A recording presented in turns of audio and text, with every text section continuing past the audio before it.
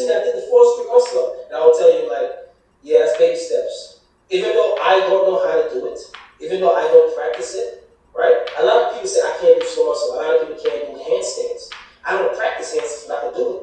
But the point I'm trying to show you is this. You can also practice a handstand and have no shoulders. You can also practice force grip, and have no wrist strength. Why? Because like I said, when you do your muscles like this, they become hard. They become very hard.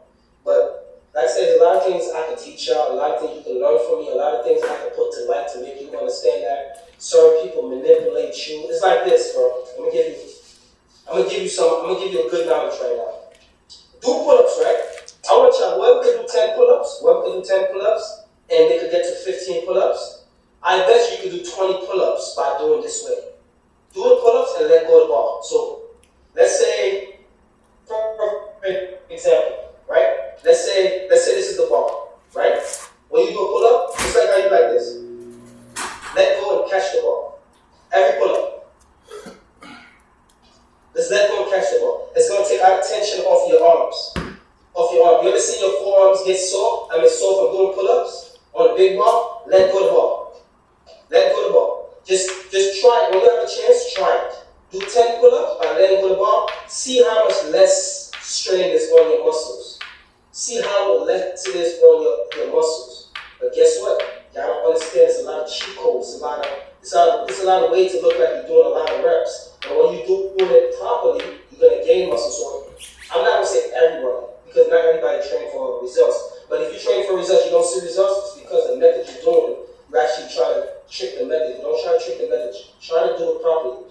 So hold the ball like this, and try to find bigger balls. Stop trying to find the little balls that's thin. Try to find bigger balls. That's why I have certain things over there I can show you. I have a grip. I got you know the grip that you could put on top of a pull-up bar. I have a bigger grip. All summertime I'm gonna be rocking a bigger grip to make the pull-ups harder. So it's a lot of things you gotta learn. That's why they sell things for you to actually, you know what I mean? But I think I want to put this product out there. I think I should put this product out. Why? Because I can teach you better. Not than everybody, but I can teach you about it. It's not that cheating. What you mean? It's not cheating, man. It's not cheating. 1, 2, 3, 4, 5, 6, 7, 8, 9, 10. 1, 2, 3, 4, 5, 6, 7, 8, 9. I'm gonna tell you why it's not cheating. Because it's ways to build yourself up. You want to get good gains, but it's a way to build yourself up. It's a way to build your ego up. Everything is not always cheating. Just because you get a little cheat out of it, it's not always a cheating method, bro. Nobody cares if people do that. I'm just showing you the difference between working strong and trying to get to the set. This is trying to get to a set. Numbers. This means numbers. Okay? This means numbers. Mixing up? No, I'm not. Don't take mixing. This means numbers. Okay, look. This means you're trying to get to a number. This means you got to fight to the number. The difference is, both of them can help you. It's what path you choose. That's the only difference. It's what path you choose. You got to choose a path. What a path give you what you need. A lot of people choose this path. They choose this path and end up they can't have no gains like that. That's what I mean. So it's up to your choice. My body isn't really sore. My shit's sore. Did I let go of the speed vehicle? Well, look at it. That was a small ball. That I did 40, 45. That was a small ball, bro. That speed stuff, that was a small ball. Like I said, you gotta know the difference between, you gotta know the game. The game, if you don't know the game, you can get manipulated. Alright? And the form of manipulation with guys, that means that you're a guy. You know what I'm saying? If you can manipulate certain things, that means that you have the current tendencies.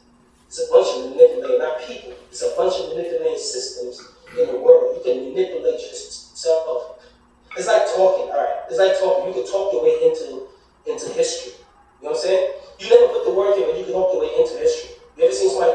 into the history books of working out. They can just talk, and people end up knowing them from just talking.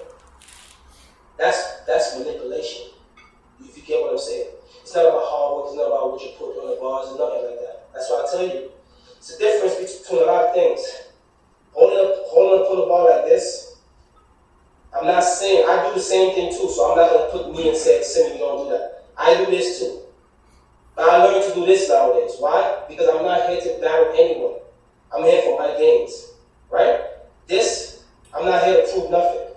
So if I train anybody and they're doing this, or they're doing this, I'm not going to correct them because they should correct this. If they've been in the game, they should know better. They should know better to fight for themselves. This is the same thing. This is a fight for yourself. This is to prove. And this is to get to know. Why? You ask me why? Easier pull-ups, harder pull-ups, and less on your arms. Less. I'm not saying it's not going to be burning. It's still a workout in itself because you let it go. It's like a power workout. It's better than this. I don't know, one of them is easier. I'm not too sure which one is easier. But when you get the hang, you're not going to get the hang of doing it first because you're not used to it. I'm used to it. When you get the hang of doing this, letting go of the bar, and breathing, like just like this, it comes to the emotion of like a sequence motion. So your new 20 going to turn to 25, 30. See what I mean? So you want to have extra 5 and 10 in your system every single time. 1, 2, 3, 4, 5, 6, 7. It's like this. See it? See it? Front foot? I'm not feeling it that much. But if I keep it there, I'm going to feel it all on my shoulders. I don't know how much I did there. But like I said, if you're not sticking to my word, ask people. Ask anybody you choose to. Ask anybody that has sense of working out. Ask them. Any podcast you see, if you stand next to a podcast or standing next there, ask the people. Everything I just told you. Ask them if a big bar is better. They're going to say yes. Ask them if doing push-ups like this is easier than doing it that way. They're going to say yes. Ask them, so when you let go of the tension of your arm, when you go to reps, as you making yourself could do 5 to 10 more reps, they're going to say yes. Is force grip is the easiest way to do slow muscle ups? They're going to say yes. Is it harder to do slow muscle up, like start from there and do slow muscle up? They're going to say yes. It's like saying this. Doing this diamond push-up, is it harder than doing this? Anybody that say this is easier than doing this?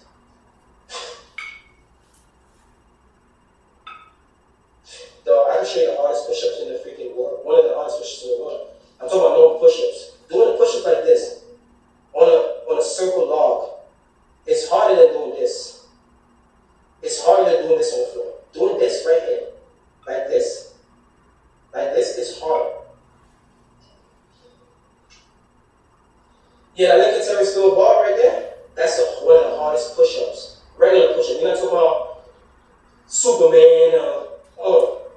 We're talking about basic reps and sets. This right here and this is one of the hardest push-ups. We're not talking about going in, doing this, going out. We're talking about straight there to there.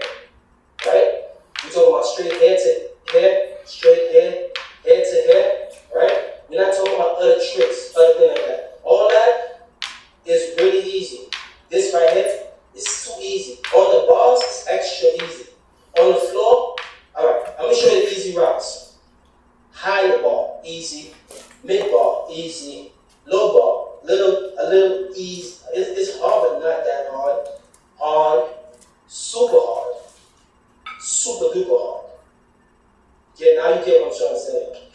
If you don't know the method, you should test it out for your own self. I just know how it is because I put reps on every last bar. I don't know if I got like probably 10 more. 1, 2, 3, 4, 5, 6, 7, 8, 9, 10. 1, 2, 3, 4, 5,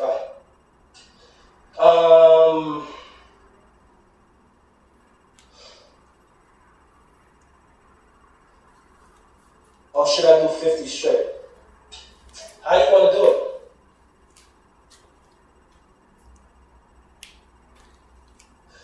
How you want to do it? How you want to do it?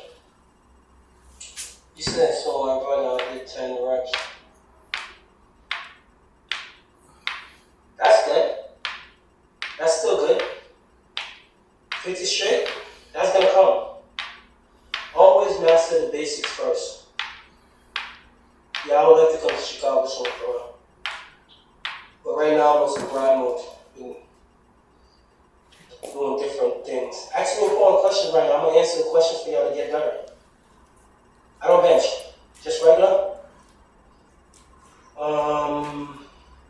Regular is good too, man. Don't get me wrong. Not because I'm talking like it's easy. No, bro. It's not easy. Trust me. People is out there doing 100 and 200 push-ups straight. Regular is not easy. I'm just giving you a method of. You don't see a lot of people doing a lot of reps with diamonds, right? Do you see a lot of people sitting there doing a lot of reps with diamonds only? Do you see that? You hardly see that. You just did 50 straight.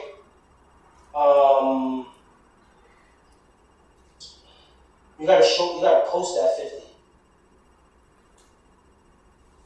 You get more tired when you do diamond. That's the point. The point is to take you out your zone and bring you into a real zone.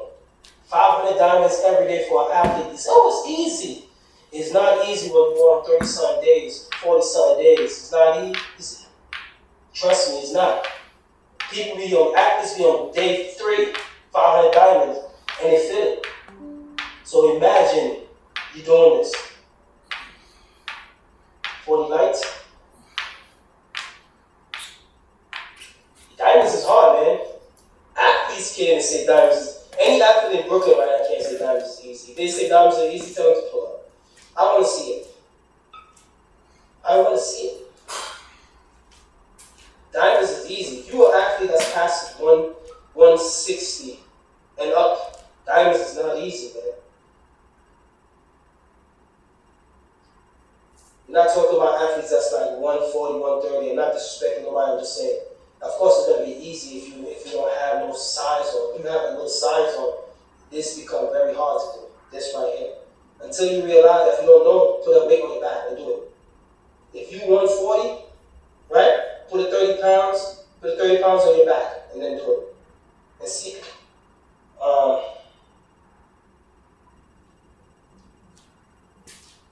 You 40 is not easy. It's easy when you do it one time. Come on the line, let's do it, man. Let's do it 10 times, 20 times. What type of push-up target your upper chest? I hardly even do upper chest push-up. I just do a lot of diamonds. So if you see me have upper chest, that's more on the diamonds and dips. That's my first time doing dips in almost 30 days, bro. How much can you do in a row and what? In diamonds, I did like 80 something in a row. And I bet you I probably could do more. The way I'm moving, but my body is super beat up right now, so there's no excuse to go up. If I go outside and I rest for 1 day, I probably do like 80 something. I just did 100. I've been doing 100 in Nicotera Spark on the bars. That's not even impressive. If somebody else do it, it's probably impressive for me. It's not impressive when I do high reps though. It's not impressive for me. For others, it's not that impressive though. It's like it's nothing. They rather me do probably 50 pull-ups. That's to be impressive.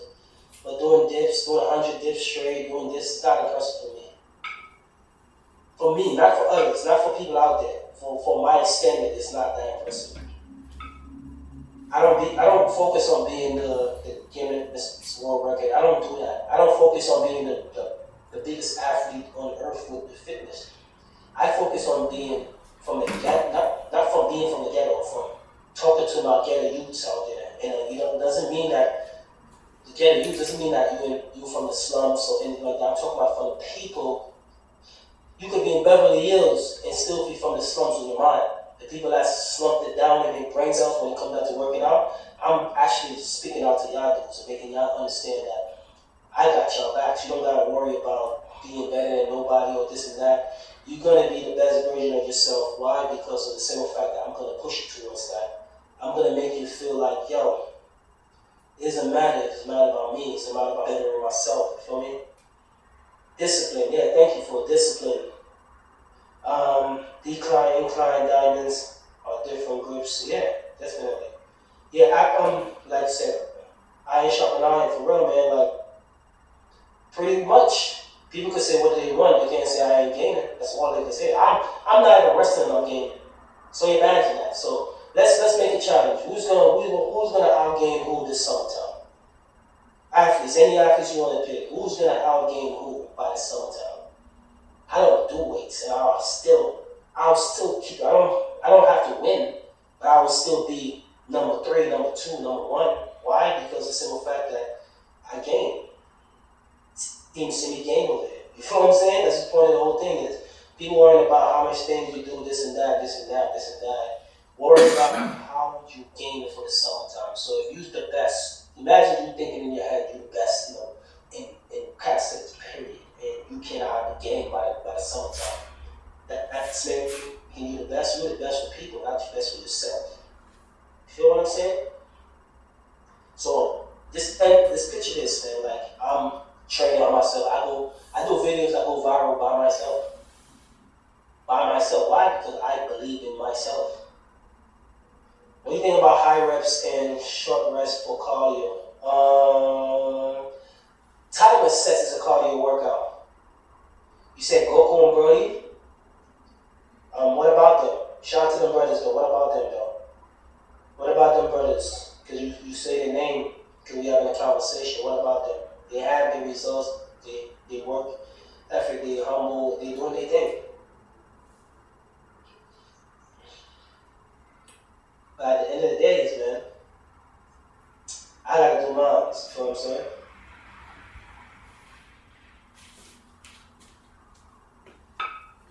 Y'all him not everybody. I just had an argument with somebody on my comment section.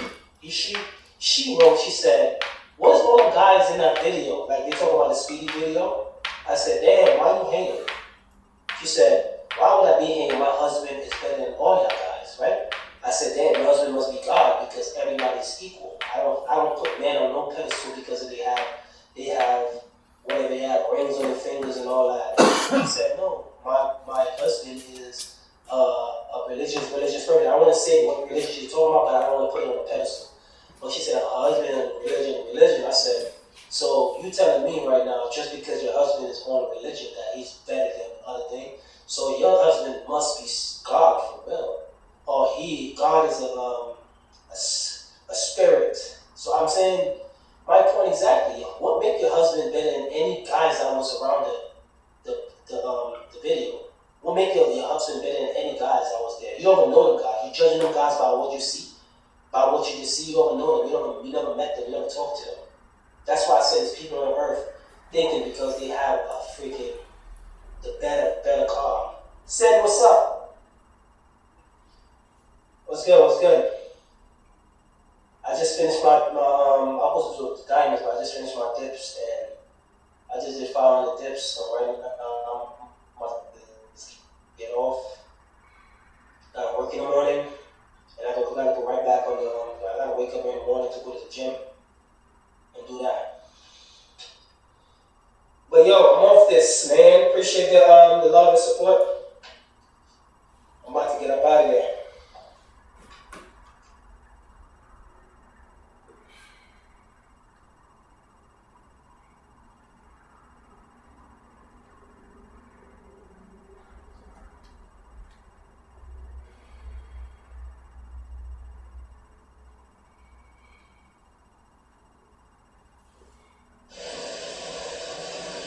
Greetings.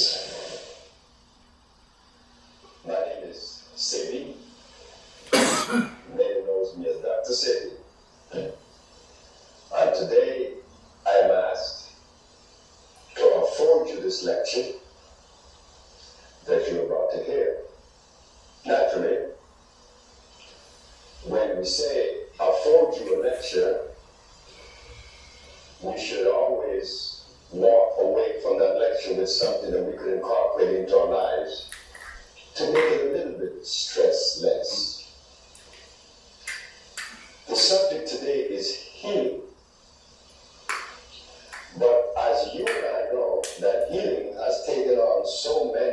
vernaculars and so many shades. In fact, there are so many expressions in healing that has become confusing to many. This is why Cindy, a representative of the House of Osama,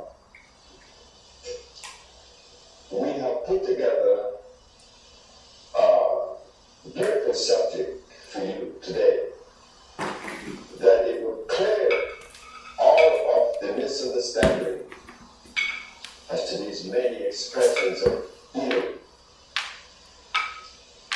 What we also see in the journey is that God appears at the very top.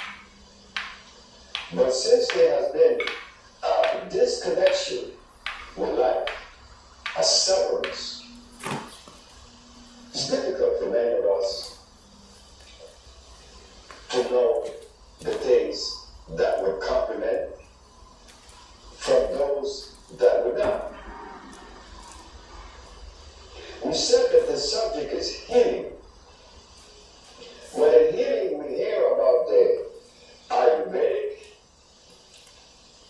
we hear about the Yin Yang, which is Chinese, the Ayurvedic, being Indian, the macrobiotic, which is Japanese. We hear from the homeopathic, which is European. We also hear about the allopathic, which is also European. But if we listen carefully, in mentioning all of these philosophies or modalities, one is missing. The one that is missing is the cornerstone that the builders rejected.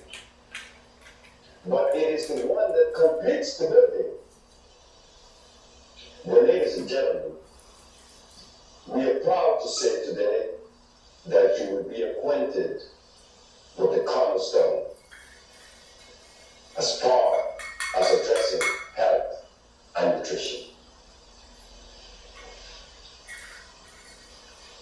When we investigate the modalities before mentioned, we could clearly show that each and every one of them presents us with a substance that instead of complimenting us, they do just the opposite. They offense our biology. We begin with the allopathic that shows that the use of carcinogens. But in the use of carcinogens, we find that they erode cells because they are acid-based. Being acid-based, there is a tendency to disrupt the hormonal flow of the body and causing stress. In fact, it robs us of our energy. We leave the allopathic and we go to the homeopathic. Homeopathy began by a man known as Hahnemann. He's from England. Hahnemann came out of the same school of thought as Mr. William Sessler and Alfred Binet. These men were biochemists, and they did a very good job in analyzing the human body and breaking the body down into a biochemical structure. Understanding that the blood is composed of iron, the bones is calcium, the brain is copper. They break the whole body down and place it into a biochemical environment, which was correct. Dr. Hahnemann, like Mr. William Sessler, who is the forerunner of the science of biochemistry, decided to analyze the body according to the minerals that were missing or deficient would determine the disease, which was again consistent.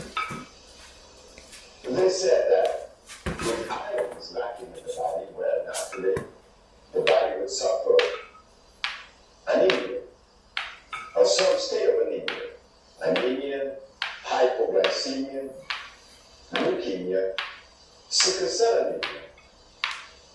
But if the body is lacking of calcium, then the bones will be stressed, presented with rickets or osteoporosis, which is the breaking of the bones, cracking of the bones. That was also consistent. Where they failed is that when they decide to use the substance to replace the minerals that is deficient, they used an oxide. An oxide. What is an oxide? An oxide is a rock that you find in the ground. An oxide is what you make steel out of.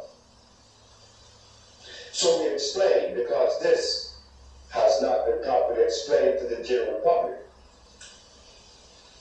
If someone is anemic,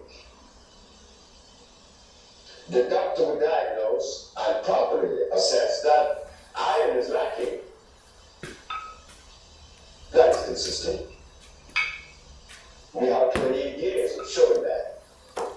When iron is deficient, then you'll be weak, you'll be anemic, you'll be lacking of energy. In fact, your very thoughts are not clear. They cannot be clear when iron is lacking. Because iron is the mineral that conveys oxygen to the brain. Where they made a mistake, instead of offering the iron that is consistent with the human body, meaning that the iron that is supposed to be recommended should be one that has carbon, hydrogen, and oxygen, the CHO chain. That is not found in the oxide state, which is the rock. You see, the rock, the iron oxide is what they use to make a bridge with. Steel. The body cannot assimilate a rock. But if we use our common sense and look for a plant that has iron as the predominant mineral, then naturally, common sense could show us that if this plant that is carbon-based and the human body being carbon-based, there is affinity. That is called chemical affinity. Because there is affinity, there is assimilation. So we leave homeopathy understanding that that which is offered is an oxide that will not assimilate. And we leave homeopathy and we travel now to the Ayurvedic, which is Indian. We find that in their philosophy, the offering of the Ayurvedic, one of them is highly acid. It offends the kidneys. It crystallizes in the kidneys. This offering is ghee. Ghee is used in the Indian food. It is not my position to criticize the Indian food, because I suppose that the Indian food is consistent with the Indians. But for an African, not so. We cannot tolerate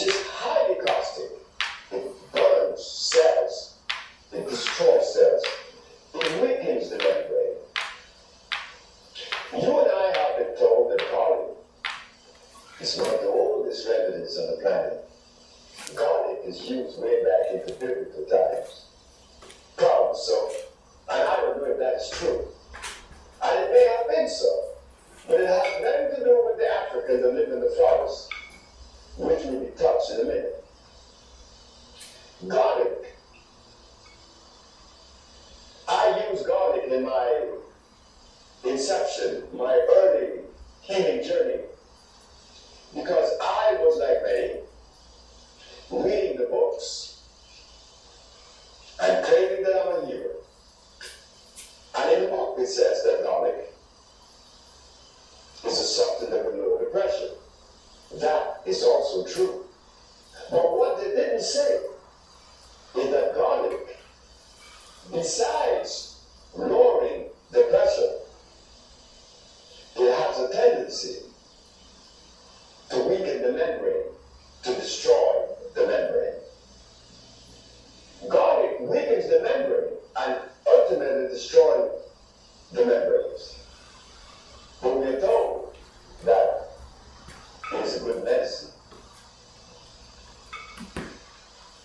So we leave the Ayurvedic and we go to the Yin Yang, the Chinese medicine.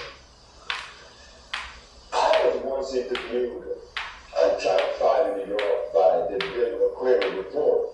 The McQuarrie Report. On the program was a Chinese doctor, Dr. Wu, a very eminent herbalist.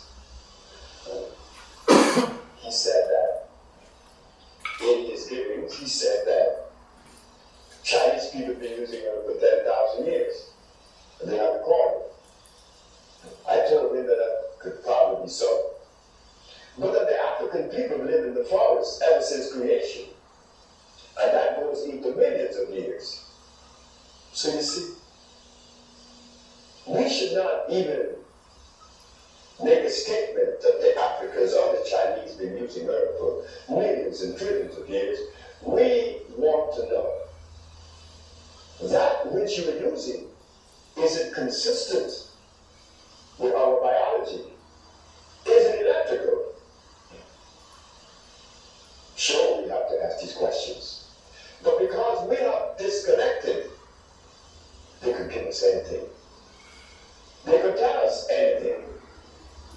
Little did we know that 90% of the earth that the Chinese people uses, and they would admit to it themselves, they are cultivated.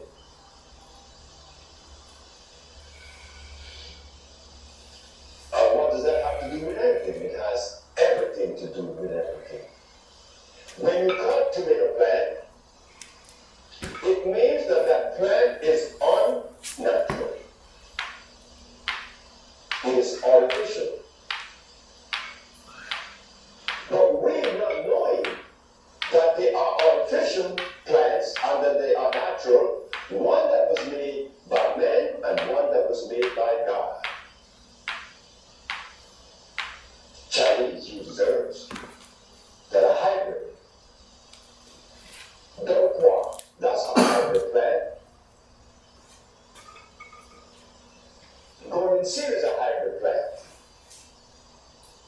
These plants are made, and because they are made, the base has to be an acid form.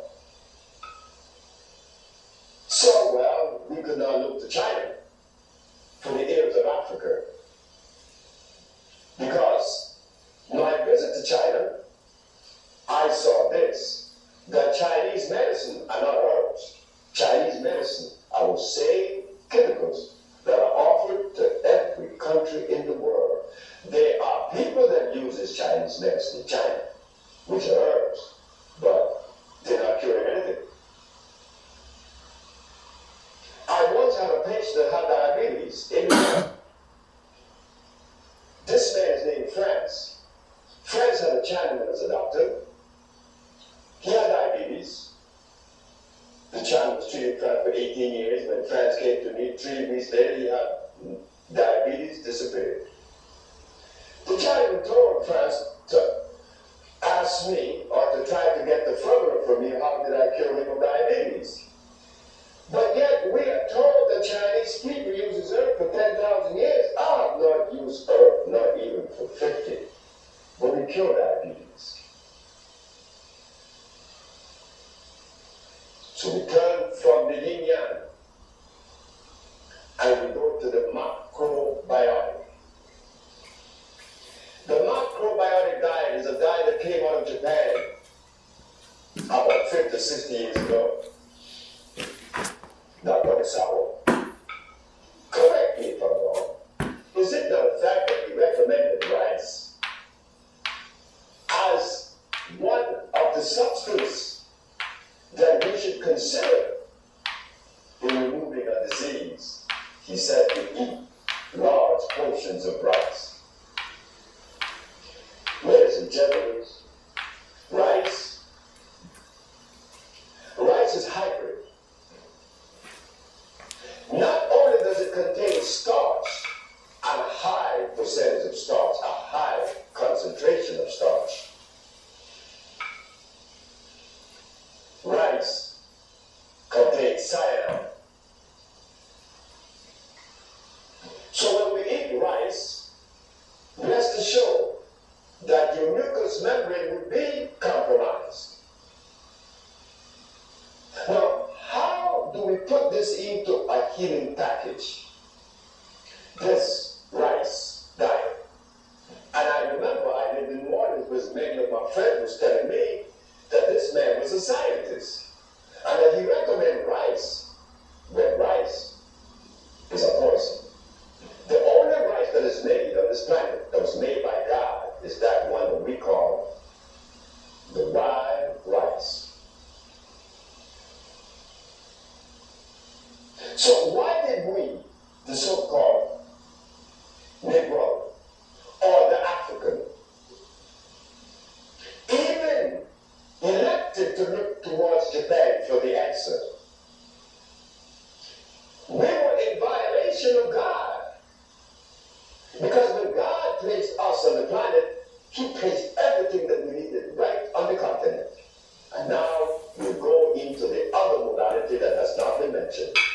So as we travel from the allopathic, the homeopathic, the Ayurvedic, the Yin and the macrobiotic, in these 5 different expressions of healing, never once heard of an African perspective. And rightfully so, because that was ours to do. But little did we know that we had to journey back home to that place that God placed us to look for the answer. Well, as we traveled back home, we found, yes, there is virtue in what God placed in Africa. So now we offer you, not only to our brothers and sisters, but to the whole entire planet, the African biomineral balance. What is the African biomineral balance? The African biomineral balance is electric food. Electric food, yes, electric food. You see, God is the answer, we said. But since there's so many different expressions of God, we have the Christians, we have the Muslims, we have the Buddhists, we have the Chintos, we have Yoruba, we have a whole lot more. One thing we notice in all of these expressions and philosophies of God is that each and every one of them consumes substance that the Creator did not make. So therefore, one could easily conclude that if there is one Creator, there should be only one school of thought representing that one Creator. But instead, we have many expressions. And the reason for that, we have just seen yesterday. By us indulging in those things that were not part of creation, we divided us from ourselves. Explain it? Of course, you deserve an explanation. When someone consumes rice and beans, milk cheese, butter, and eggs. By the time that person reaches the age of 30, there's already the manifestation of the disease. Why? The membranes, the mucous membrane has been compromised to the acid food that we've ingested. In that breaking down of the cells, the part that suffers first is the brain. The thought pattern changes. Further, there is stress that we are presented with. A high degree of stress. Why? Because we are out of balance. You know, it is like putting gasoline in a diesel car or feeding a gorilla grass. No, a gorilla eats grass, but a polar bear eats meat. You cannot give a gorilla the food of the polar bear, which is blood. Then you're violating the very creation of God. Because when God placed a gorilla in Africa, it was leaves. But for the polar bear, he placed flesh and blood. We now ask the question, why are there so many individuals and expressions of God? Well, just think about it.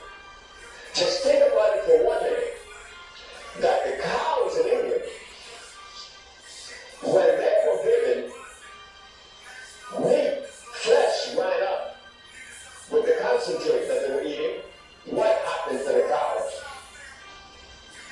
They call it the mad cow disease.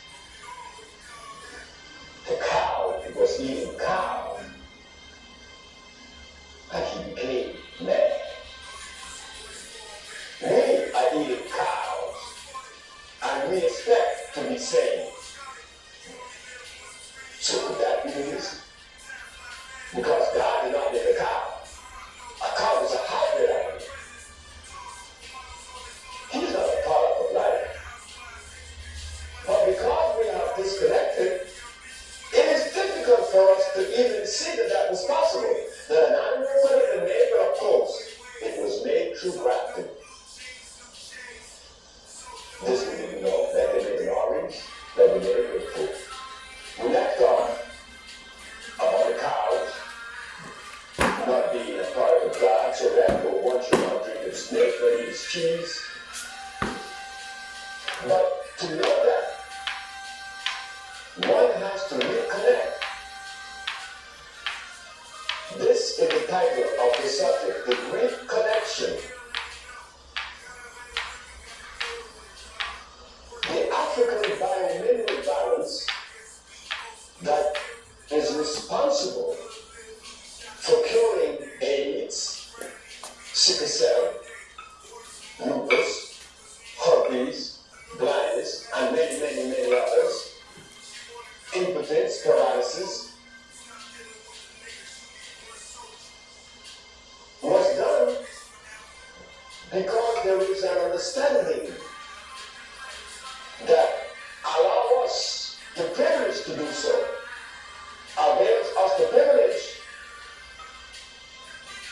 to deliver to you the quality of healing that we offer today. It comes from the understanding of God.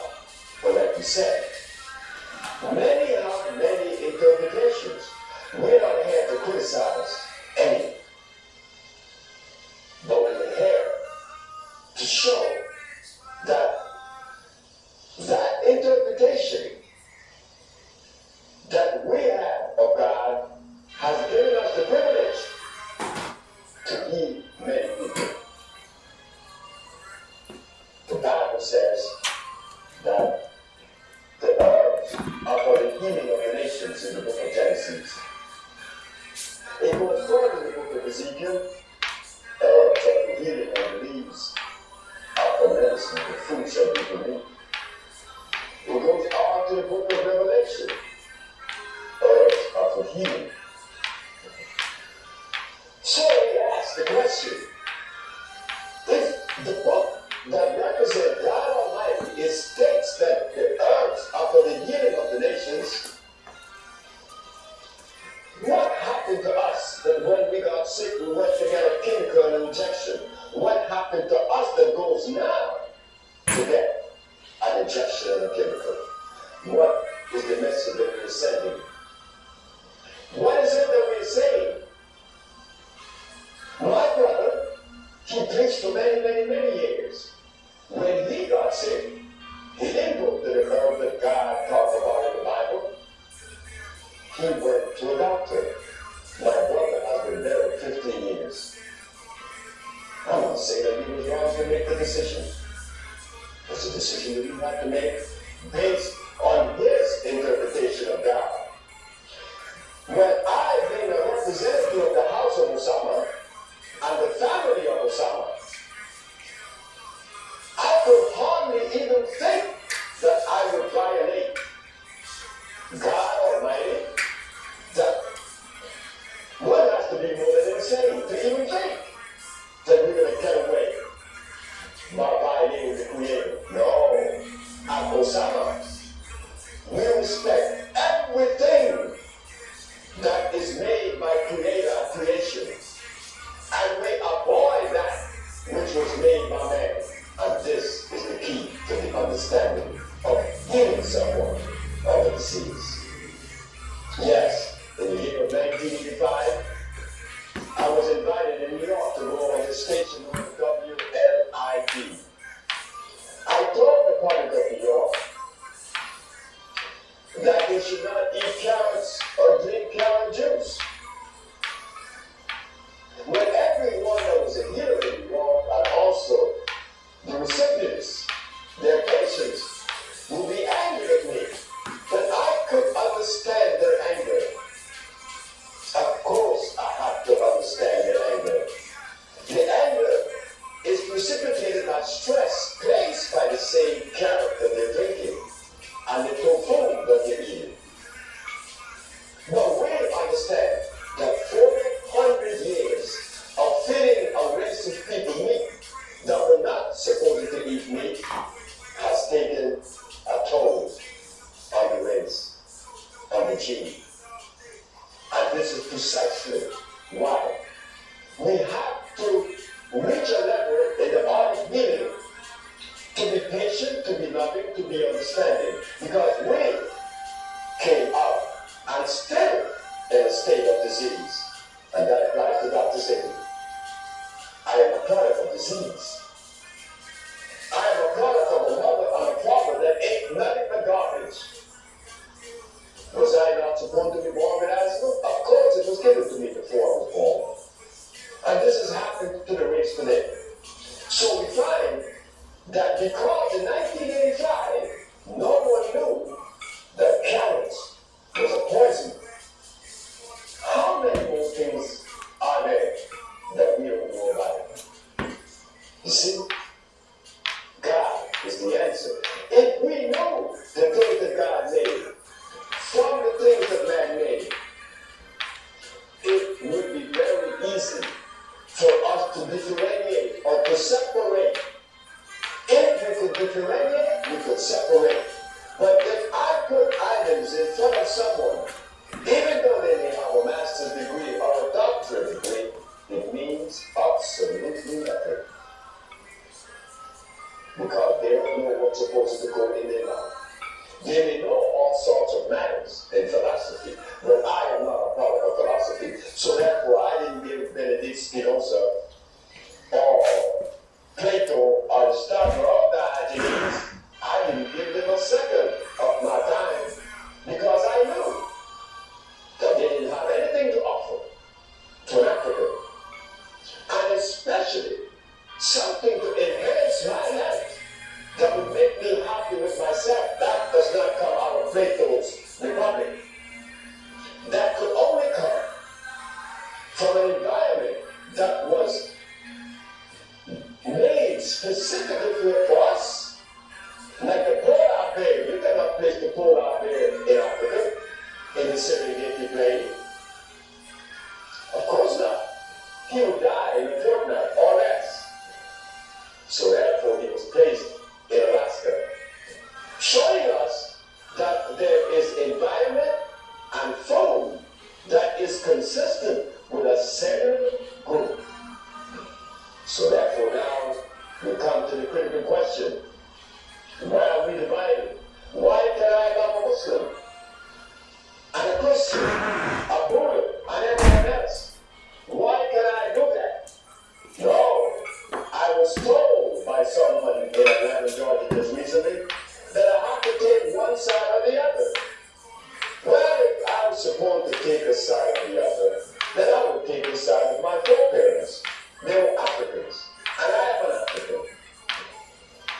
And because I took that position, I could see clearly. I could extrapolate from Africa those components that helped me as healthy as I am today. And I'm not as healthy as I could be or should have been. But I'm healthier than 37 years ago when I had asthma. I was impotent. I had diabetes. I wore glasses 37 years ago. So I'm 67. I should be 37 years sicker. But no, I happen to be not as sick. And thanks to God. But our understanding that led us to this God journey, we have to go back to Africa. We have to go to Africa because Africa holds the key. Whether we want to or not, Africa holds the key. In the year of 1987, your brother and servant, Dr. Sidney, was arrested because he claimed to cure AIDS, sickle cell, lupus, herpes, blindness, diabetes, and many other diseases. Dr. Sidney was killed. That for them to embrace what I said, their understanding how to transcend that is debate. Because we are a product of the quantum theory. We believe in a philosophy. We don't believe in reality. We don't even know what that is. Because when someone places a glass of celery juice in their mouth, they need to be questioned. Why? Because celery contains the highest concentration of inorganic sodium. So you see, again we show that we are not wrapped tight as we think that we are. But thanks to God, the message is here. The message of healing is here. Why? Because Hajar, that had a hole in her heart when she was only 6 months of age, was killed. Now Hajar is 15. Mecca is in Atlanta, Georgia. She had a tumor on her furrow and she was blind from age 8 to age 11. She's no longer blind and she's seeing. We have a Kim Stroud who lived up in Minnesota. She had sickle cell anemia. She was killed. And we have Mr. String Trout from Atlanta, Georgia, that had diabetes. He was killed in 7 days. So ladies and gentlemen, I could go on and on and on and on and on and on and on. And I could produce that Dr. Sheila numbers where people was killed of AIDS in less than 2 months. To you, it would be a miracle, but to us, it's common sense. What do? We adhere to that strict path that God designed for us. We're not as strict as we would like to be, because we live in America where it gets cold. Right there, my biology is being offended. You see, we're you, hair with you, with the same poisons offered to you is offered to all of us. But what we're saying is that if that which we embrace, far as healing is concerned, then the rest of the healers in the world, not only America, but in the whole entire planet, if they had embraced God the way they think that they're embracing, they too would cure AIDS, sickle cell, lupus, and the rest. It's not that it is difficult. It is just that we are not focused as we should, because we've been eating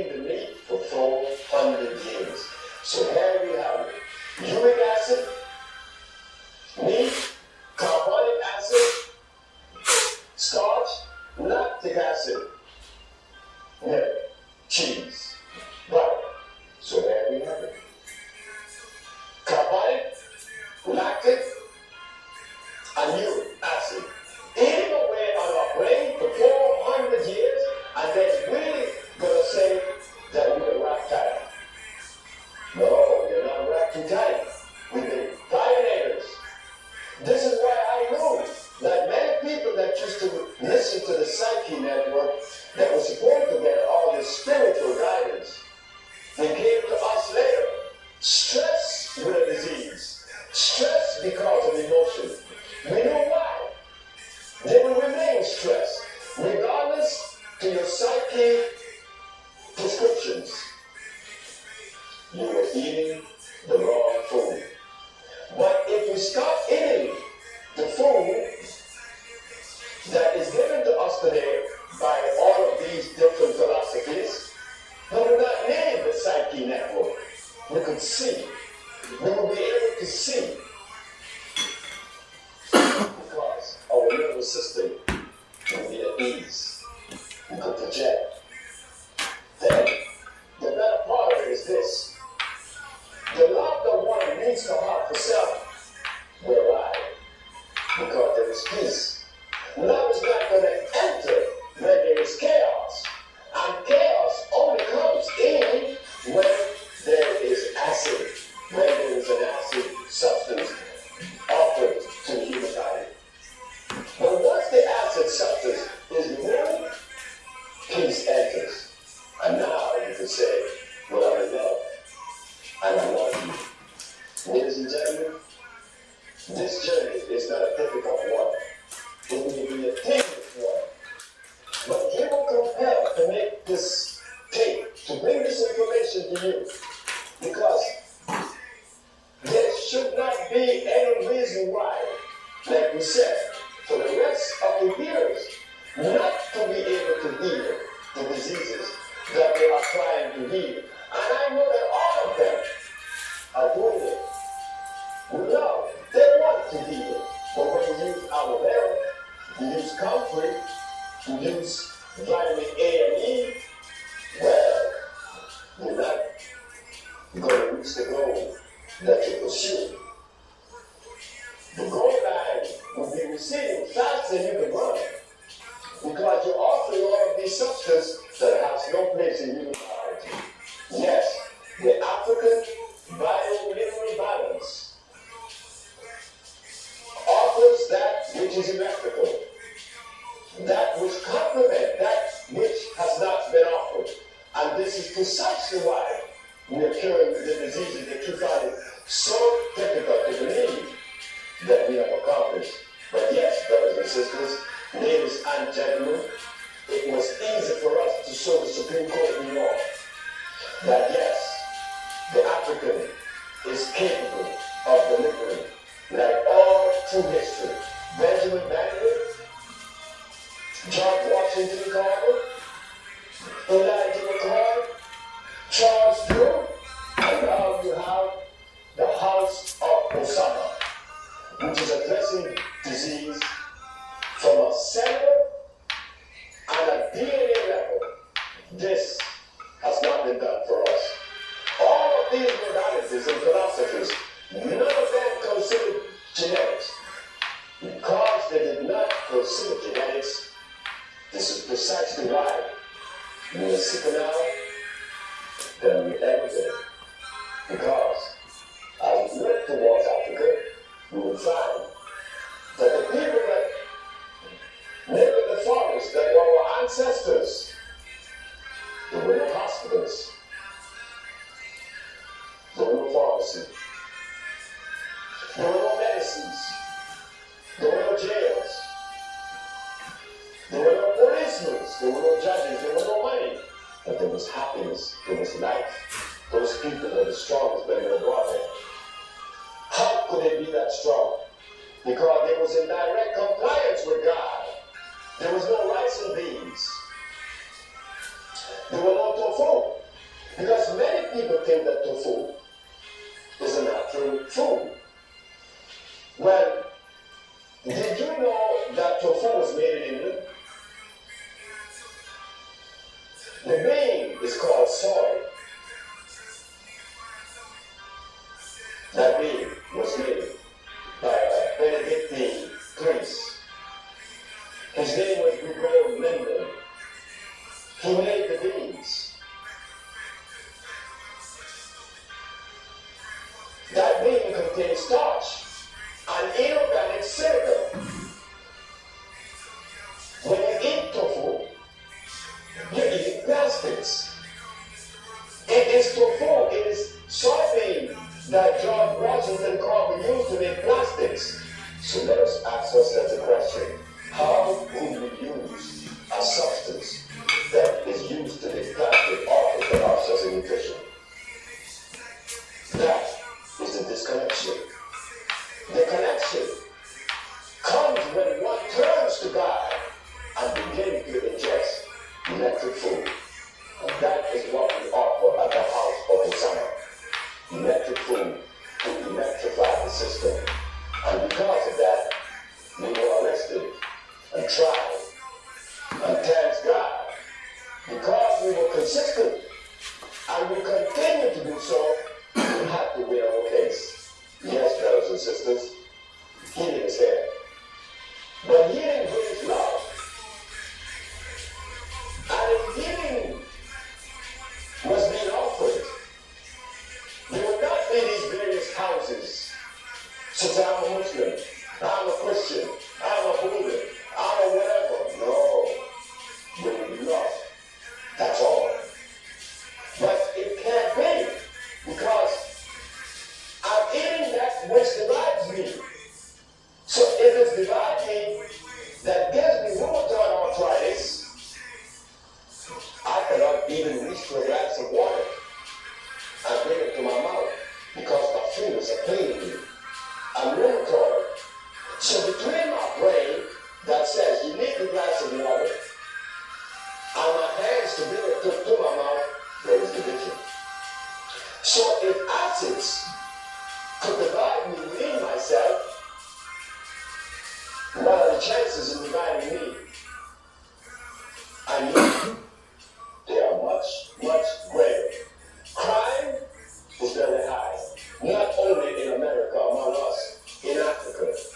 I just left Africa, and I saw that the division that exists in Africa among tribes is so great that if I can't even marry a house that's on the Yoruba, but when I'm married, when I'm in love with someone, I didn't ask that some sister, what tribe are you a member of? No, she liked me, I like her, we get married. That cannot happen in Africa. You have to belong to the same tribe. So now we ask ourselves the question, are we wrong? No. Are we wrong? No. The same seed of deception was planted in both of us. The diet that we are eating is undermining us. So now we're coming to a close, showing that we should not be offended. We should not be embarrassed. We should not be ashamed of the things that happened to us in the past. They were supposed to happen. That which took place in our lives, our experiences were not supposed to happen, it would not have happened. But since we say that everything is in divine order, yes, we're going to live up to the very letter. Everything is in divine order. Well, if the black man was not supposed to be in America at this time in history, he would not be there. And if that person that we call the white man, if he was not supposed to go to Africa and bring us there, that would not have happened either. That is like writing history without mentioning Hitler. I cannot agree with what Hitler did, but I can't disagree either because he was part of this historical chronology. We could take the same position against the white man. That you brought me here and made me a slave, then I should be angry with you. But no, that was supposed to happen. Now, the message of healing is here. That was supposed to happen. So I'm saying, since this message is here now, it behooves us to adhere to this message, because this message is godly. Yes, brothers and sisters, the message is here. Because there's evidence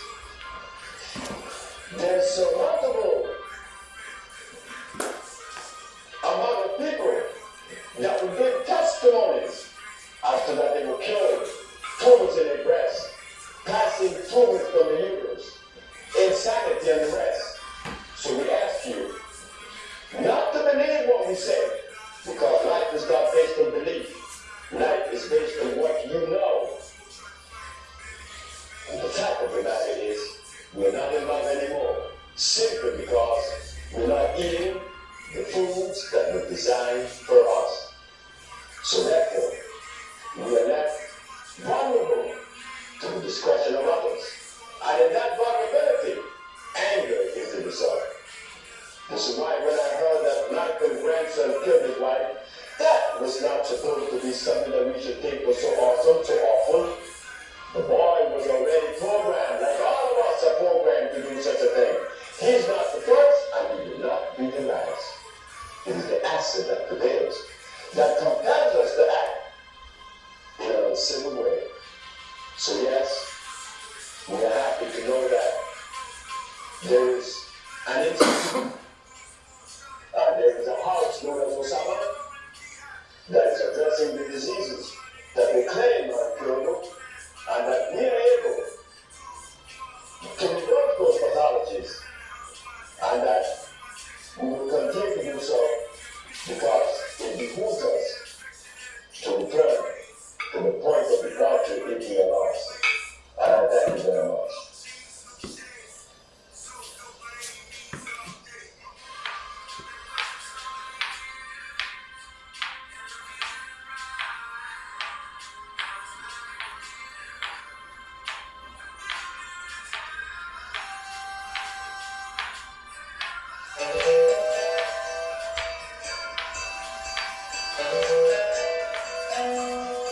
Children are like that.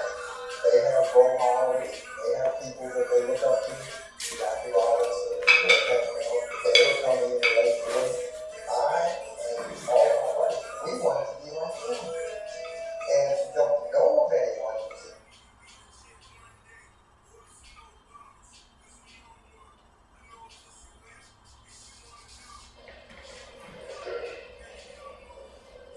Trying to make a decision in our life, or make a decision in our life, that will bring about a degree of peace. Because that's all we're looking for, is peace. Just contentment, to be tranquil. Yeah, I could smile, I could listen to the birds, I could enjoy the butterflies. Of course, why not? But for us to really understand the mechanics behind that, we have to begin with life itself. What about life? There's an arrangement. There is an arrangement that is right on time every year. Spring is never late. Summer is never late. Winter or autumn, it comes right on time. And those plants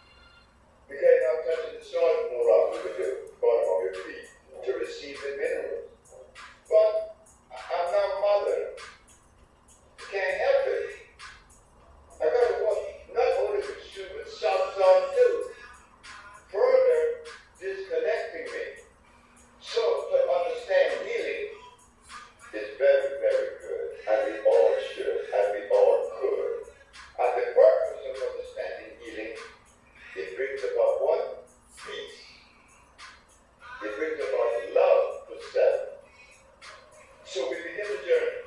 Where do we begin with healing? Once upon a time, brothers and sisters and friends, listeners, we didn't have to know anything about anything in reference to making a decision to put something in our mouth.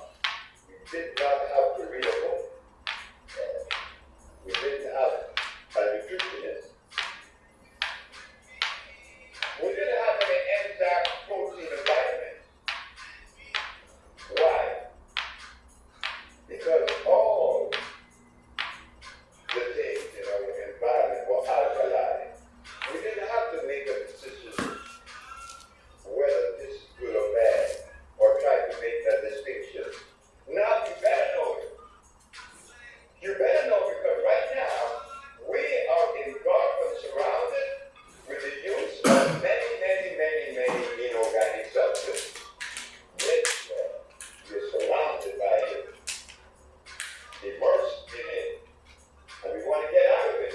But to get out of it is to know that it's bad. And the only way that you're going to know that these things are not as complementary as we would like for them to be, you have to compare them with life. That is Mother Nature. Not your mouth. Now we begin the journey. In life substance has a base. They call it carbon, hydrogen, and oxygen. This you find in the science of biochemistry. The foundation of biochemistry is the understanding that carbon, hydrogen, and oxygen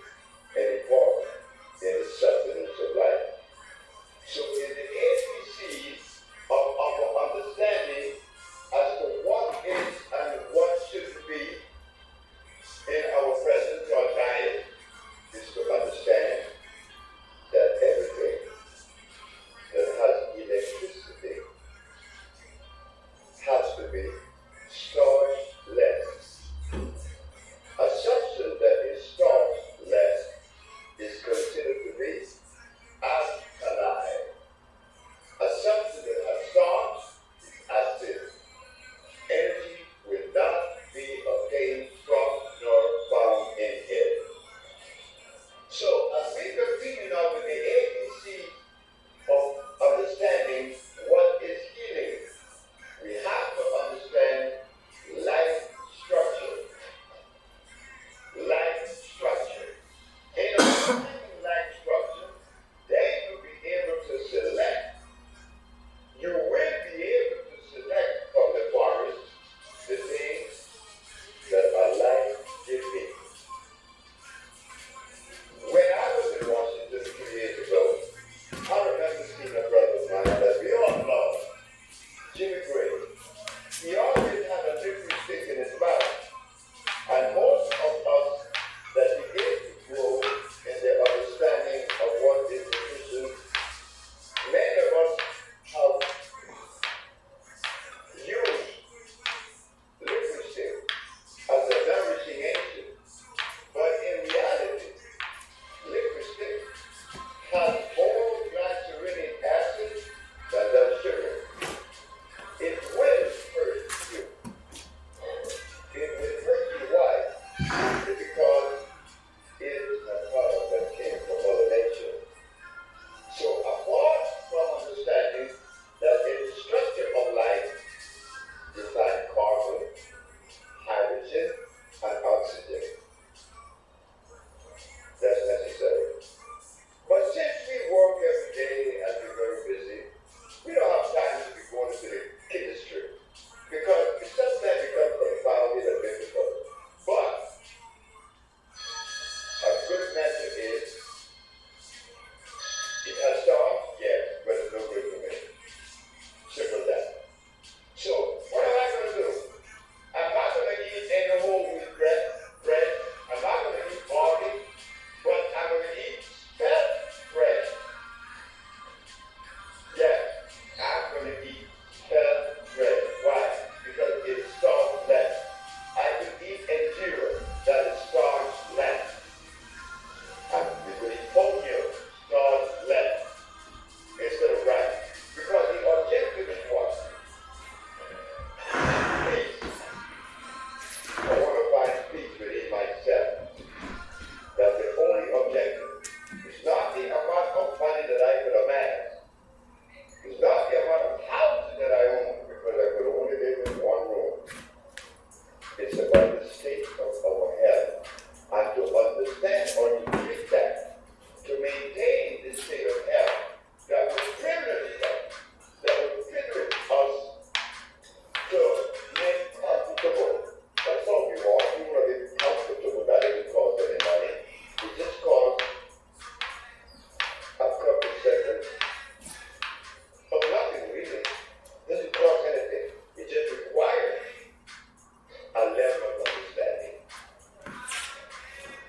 In that understanding, you begin to make a better selection. It's not like 500 years ago, you didn't have to read between the maze of negatives because there weren't any negatives. Those things didn't exist. Day before yesterday, which was Tuesday, Mr. G, Marina, Orel,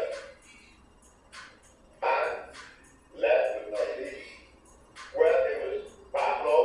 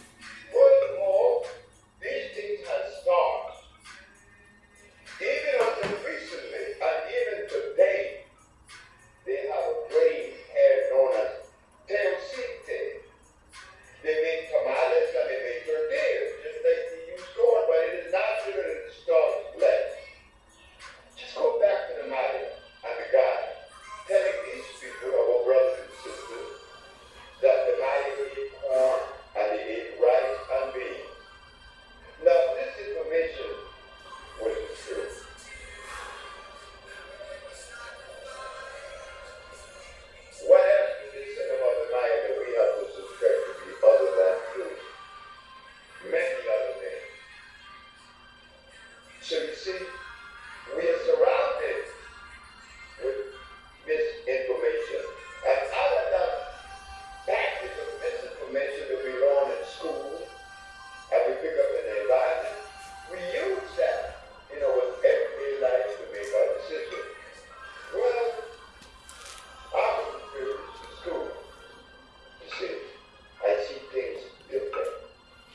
I see things differently. Not better, because I'm not better than anyone, but I see things differently.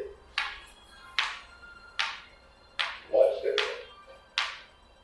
That difference is tied to Mother Nature. I never made a decision that isn't connected to life. The decision that I make has to be connected to life. The component has to be life giving. This is why it's difficult for me to live in the world belief. I don't believe in anything. I didn't have to believe in anything. I don't even believe in myself. Talk about someone or something else. Now, as for myself,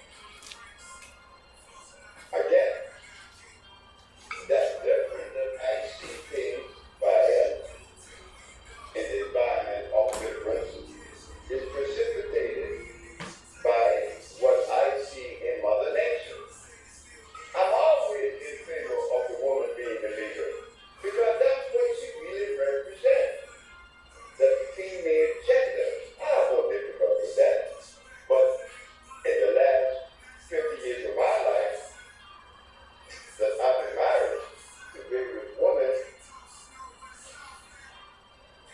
maybe I prevented them from exhibiting that energy and that tenacity of a female. Maybe there was something about me that prevented these women from exhibiting that power, that energy. Can't bring that. But my interpretation is a little bit different. Again, different. But I recognize that the woman is the energy that maintains the society. So that is in conformity with life. Again, the Edison family is only composed of females. And those of you who have grown marijuana, the one thing that you don't want in your field is a male plant to yank you out. Always the female. In fact, heroin overdose, I give people the duck. The duck is a beautiful orchid. It's perfect for lavender. It's a female plant. All of the plants in the forest that produces the flower, they have to be female because they are the ones that reproduce it. So that is this.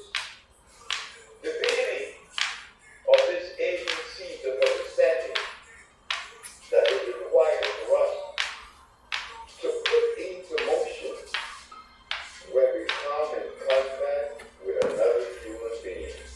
You have to recognize that you don't know that person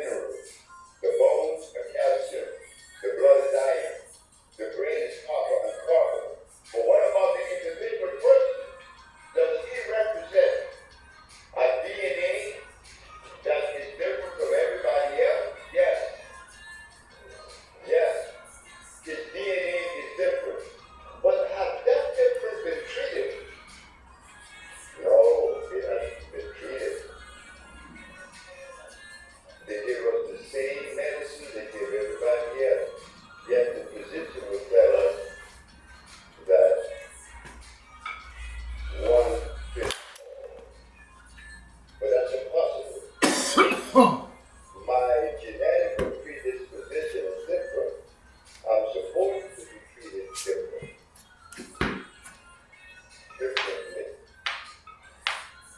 Am I? No. So we at the Rainbow, knowing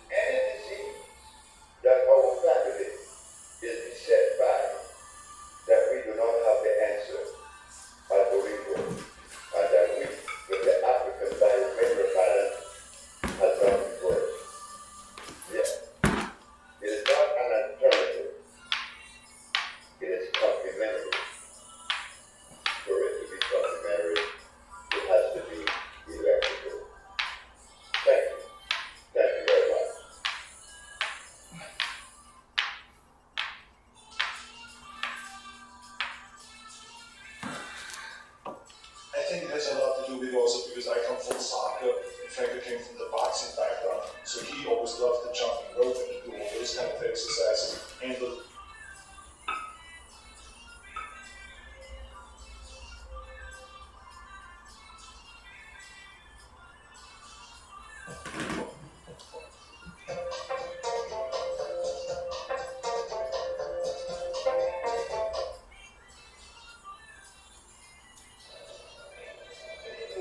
Good evening.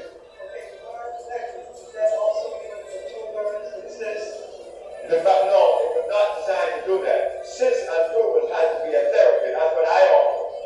That's what I do in consultation. These products are not to cure any disease. These products are designed to revitalize the body. But to cure pathology, I have to do a consultation with you.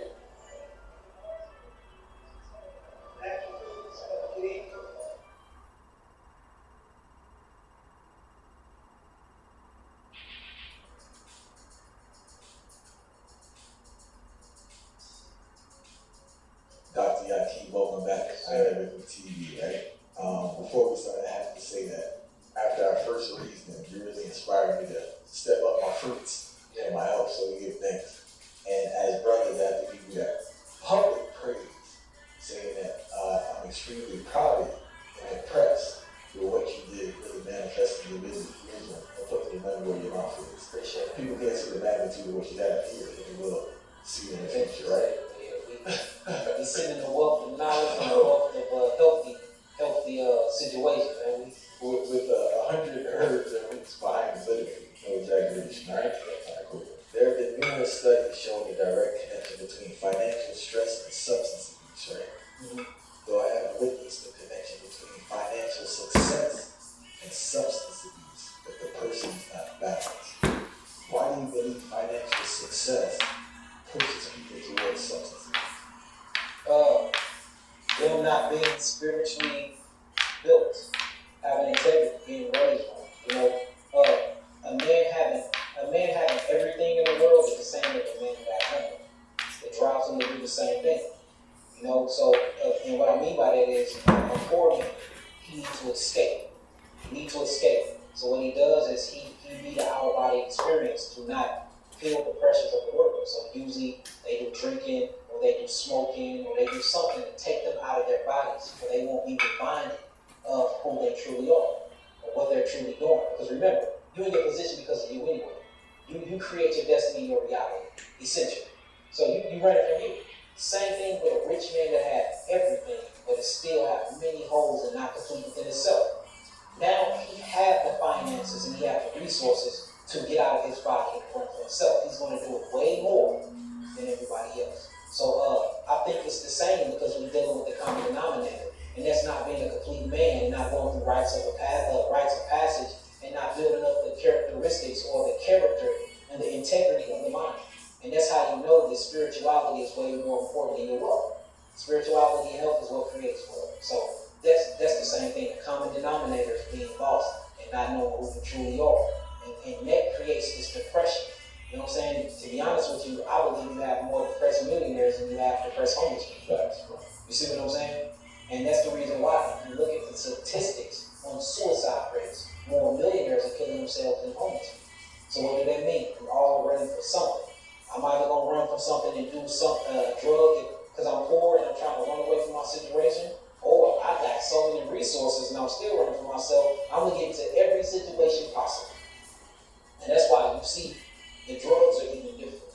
Rich drugs are way more crazy than poor drugs. Lil Boosie, he said something crazy, but it made sense.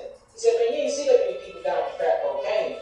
He said, but these new drugs is killing people. And you see a lot of rich people overdosing from these new drugs, and you see a regular, and I don't want to be disrespectful, but crackhead work on your car for 50 years straight. He been the mechanic in the family for 4 or 5 generations, still ticking. But you got these new rich drugs taking people out. People not waking up, nodding off, not waking up. So yeah, man. A poor man that's rich in spirit is way better than a rich man that has no spirit. But they all lead to the same thing. So it's all about escaping, man. I realized that the biggest battle and the best battle in the world is to finally choose to face yourself. Finally choose it. It was the hardest thing for me to do. I looked at all of my past relationships, they all ended the same way. And I had to literally look in the mirror and say, all of my relationships ended the same way. Just maybe it's me. And once I was able to accept that and write down what was happening with my relationships, and I'm just talking about relationships with everybody, not just women, with everybody around me. And I wrote down on a piece of paper and I read it, and I looked in the mirror for the evidence that I seen. But now I had a game plan to start fixing up their character, fixing up the integrity, taking away the ego, stepping off the high horse, being more humble, treating others like I wanted to treat myself, putting myself in other people's positions. You know what I'm saying? I'm looking at my faults first before I point the finger.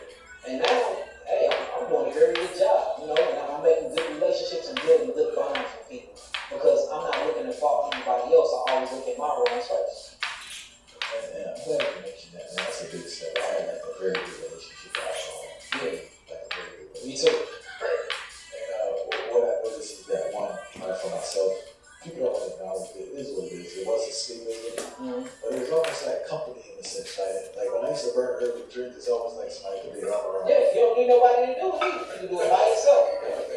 So, but that reflection and that truthfulness is it's a very rough thing. But if you can do it, it's so liberating because the infinite amount. It's like people don't understand how much that holds you back when you don't. When you're not true. Because it's scary. The truth hurts. The truth is scary as hell. You know what I'm saying? The truth hurts, the truth's scary. To realize that it's been me and it ain't been nobody else, it makes you say, well then this big guy that I thought I was, this very intellectual guy who I thought I was, this very smart, successful millionaire who I thought I was, that don't mean a damn thing.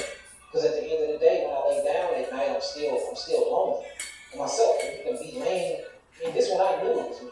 And I'm like, this is the first thing that I tell y'all, because this is all full experience. I remember laying next to a woman every single night. It was the loneliest man in the world. And wasn't nothing wrong with the woman. The woman was doing everything in her ability to make me happy, but I wasn't happy. But I was blaming her for not making me happy. And I had to realize she can't make me happy. I make me happy. So the issue wasn't the woman, the issue was the man in the mirror. And that hurts because now you got to search to see why you're not happy. And that void of figuring it out and finding out, we want to figure out and search everything else. We want to learn every song on the radio. We want to learn everything about everything else, on everybody's business, and what's going on in Mrs. and Mr. Jones' house, but you don't even know nothing about who you are. And once I started doing that, I started realizing that things that I thought I liked, I really didn't like. Things that I really used to hate, I started liking. I used to hate Jamaican music. I did not like it. I'm just being real.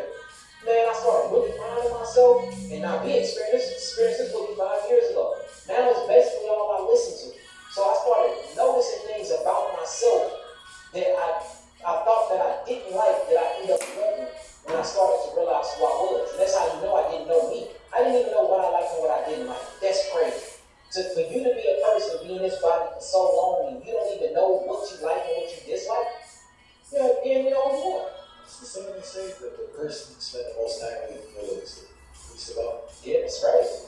That's true though. I mean, even if you just made it up, it makes sense. So like that's what I'm not taking credit for this, but it's Dr. K. Adelawi McClatchy. Yeah, that makes sense. That makes sense. So once I really started spending time with myself, being in solitude, I said, I like being by myself. I don't want to be around everybody. Because at first I had to be around somebody because it was keeping me from me. Engaging in conversations, talking a lot, you know what I'm saying?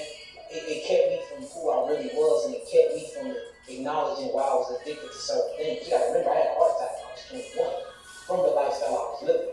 So, you know, once I really started dealing with myself, taking away the drink, I don't drink it at all. Like really taking it, I don't smoke at all. You know what I'm saying? I don't have an addiction. You know what I'm saying? Well, a little bit. So I don't think that's bad. That could be a bad addiction though. But I don't have one of those addictions like that, should I say. And man, I've been getting to know myself. It is a beautiful thing, getting healthier physically, like really waking up and being intentional about myself, my health, who I am, the interaction with my children. Even my interaction with my children is different now. Like, I'm a total different being, man, since we last even talked. Just by choosing to love myself You just, the ugly truth, it hurts, but you gotta go through it, brother. I'm glad to hear that, though. Yeah. I'm glad to hear my brother Philly because Dr. Max, again, this is his area. He said, you can't find yourself until you by yourself. Yeah, facts. And that's scary being by yourself, man. Like being in a quiet house in the dark, turning the lights off and feeling you, like feeling your essence, your being, and it's not where you want it to be. That is some scary shit, man. Because you gotta deal with it. The darkness get thick. You know, you start hearing the house settle. You hear little movements and cracklings. You can hear your heart beating. You can feel your blood pumping through your body. You can listen and hear your breath. It's like, dang, it's you. You just left to deal with you. Then thoughts creep in. No, I'm not good enough. This is why I'm not good enough. I did that person wrong. Dang, remember you did that. See, it's because when you're in the spotlight, I'm in the spotlight a lot. I get a lot of compliments. Everybody wants autographs. They want autographs. They want pictures. It keep me in my ego. And when you by yourself, and that ego gone, you got to deal with who you are, what you did. Man, it be sins that you forgot you committed. That when you meditate by yourself, that you go, man, I did that 10 years ago. I forgot I even committed that. And that shows you how desensitized we have become as a people. You can do some hurtful things in your past years. You out there and suppress it subconsciously, doing you too much in your ego. You didn't forget that you did people wrong. You need to be more humble. You used to be in the streets. You used to gang bang. You know what that consists of. You need to be more humble about yourself. You know what I'm saying? So I'm just learning. I'm really learning to accept, surrender to myself, and after that surrendering, take my power back, man. Like I'm in a whole new rebirthing of me right now. I'm talking about literally right now. I am in I was in the cocooning phase when we had our last talk. Remember, I was back working out in the gym. I stopped eating that bad vegan food, started eating good, healthy, plant-based food. Man, I'm in a whole new transitional phase in my life, and it finally feels good to face the fire. I used to run from the fire, now I face the fire. Yeah, appreciate it. Come be a part of history and experience the sharing of wisdom from some of the most brilliant thought leaders in our community. Come see Buddha Buddha. Styles P, Nori Muhammad, Lawrence Archer, Dr. Dorothy Holland, the Jazz Mox Posse, Deborah Hines, and me, wife Asasia, impart their wisdom at Groundings with My Brothers and Sisters, a holistic health conference. A plant-based breakfast and lunch are included. Looking forward to seeing you there. What do you change the most in your daily process around on your personal operating system to lose the weight but keep the weight off? What did I change personally? I started eating way more cleaner, and I started. You know what? I'm not going to say I started eating way cleaner. I started making my own food. Simple as that. I started making my own food. I mean, literally, that's what kept the weight off. Because even when I was working out, right, we still was traveling a lot, going out of town, so I still had to eat at certain restaurants, even though they was plant-based, so-called vegan restaurants. But I noticed my weight would come back up from when I left from home. Whenever I go home, I lose 7 to 10 pounds and keep it down, and you will see my lean muscle mass. As soon as I go traveling, when we go for 10 weeks, I would gain 7 to 10 pounds, but I was eating the same thing. So what I did was, I said, hold on, even though I'm eating the same thing when I'm out of town, there's something in these ingredients that they cooking in the back of these kitchens that I can't see that's making me gain weight. And what it was the seed oils.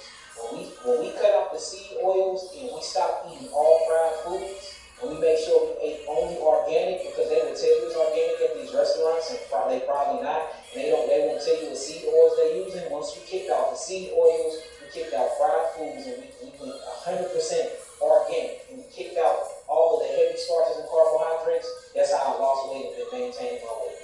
That's literally what we've been doing. So 99% of the things I put in my mouth, I'm picking it, I'm growing it, I'm going and getting it from the organic section, and I'm cooking it myself. I fire my cooks, I fire everybody. I make my own food. I make my own food. In my line of it, we make our own food every single day.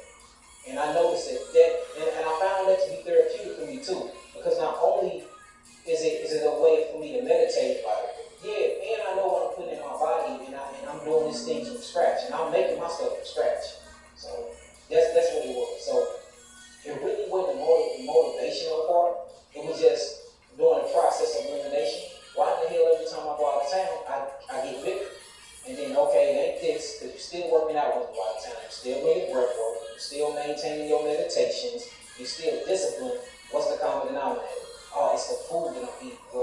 same food. Maybe it's how the food is prepared. Maybe it's the origins of where that food is coming from. That's what it was. So once I started prepping and preparing my own food, I've been maintaining my same weight. And there's a second part to the question, right? And you explained it, right? But I want you to delve more. Why is it so important for people to constantly reevaluate and update their personal operating system?